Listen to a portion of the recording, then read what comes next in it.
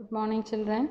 Today we will start the topic our country India. So this is a topic which you have to learn very well, because up to your 10th standard you are having the same topic continuously in the coming classes. So learning about India. India is one of the largest countries of the world, and it's a land of high mountains. India is a land of diversity. Other than that, it's a land of high mountains. You can see mighty rivers are there, extensive plains are there, forest areas are there, then plateaus are there, beautiful hills, then lovely waterfalls. All these are some of the scenic beauties that you can see in India. So as I told, we find lot of diversities in India in the form of relief, then climate, vegetation, animal life, then a way of living of the people, their mode of dressing, the tradition, everything is entirely different.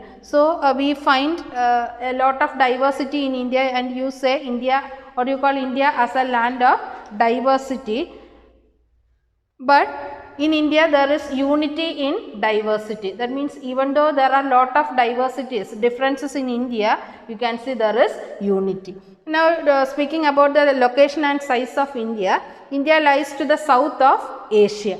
India is a country which lies towards the south of Asia, and its latitudinal extent is 8 degree 4 minutes and 37 degree 6 minutes north latitude, and 68 degree 7 minutes east and 97 degree 25 minutes east longitude. In the previous classes we had learned what is latitude and longitude, and the difference also. You have learned latitudes and longitudes measured in degrees and minutes. These are topics we have already learned. So its latitudinal extent is 8 degree 4 minutes north and 37 degree 6 minutes north latitude, and longitudinal extent is 68 degree 7 minutes east and 97 degree 25 minutes east longitude. So it lies both in the eastern as well as the northern hemisphere. So if we are dividing India from west to east, in west and east, if you are dividing, India is a country which lies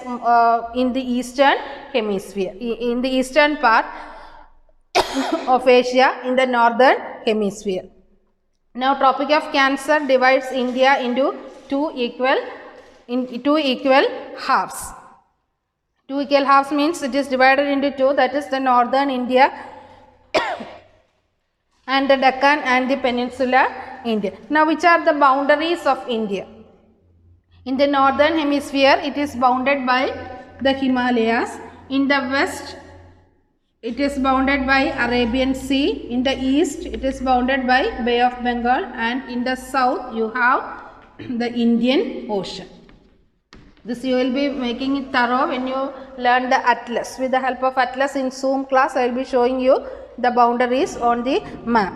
Now the neighboring countries of India. Which are the neighboring countries of India? 8 countries are the neighboring countries of India.